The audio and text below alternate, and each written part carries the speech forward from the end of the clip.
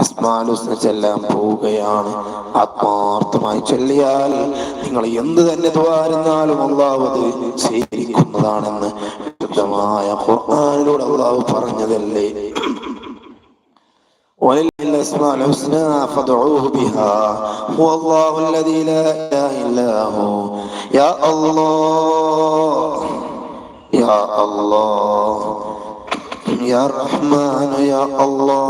يا رحيم يا الله يا ملك يا الله يا قدوس يا الله يا سلام يا الله يا مؤمن يا الله يا مهيمن يا الله يا عزيز يا الله يا جبار يا الله يا متكبر يا الله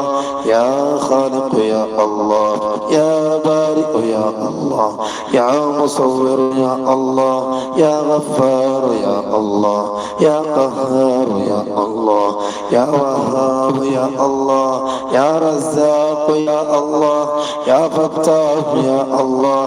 يا عليم يا الله يا قابل يا الله يا باسط يا الله يا خافض يا الله يا رافع يا الله يا معز يا الله يا مذل يا الله يا سميع يا الله يا بصير يا الله يا حكم يا الله يا عدل يا الله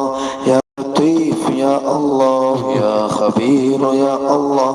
يا حليم يا الله يا عظيم يا الله يا غفور يا الله يا شكور يا الله يا علي يا الله يا كبير يا الله يا حفيظ يا الله يا مقيت يا الله يا حسيب يا الله يا جليل يا الله يا كريم يا الله يا رقيب يا الله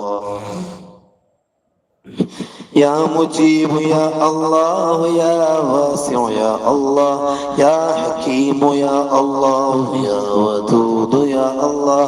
يا مجيد يا الله يا باعث يا الله يا شهيد يا الله يا حق يا الله يا وكيل يا الله يا قوي يا الله يا متين يا الله يا ولي يا الله يا حميد يا الله يا محصي يا الله يا مبدئ يا الله يا معيد يا الله يا محيي يا الله يا مميت يا الله يا حي يا الله يا قيوم يا الله يا واجد يا الله يا ماجد يا الله يا واحد يا الله يا أحد يا الله يا صمد يا الله يا قادر يا الله يا مقتدر يا الله يا مقدم يا الله يا مؤخر يا الله يا مقدم يا الله يا أول يا الله يا آخر يا الله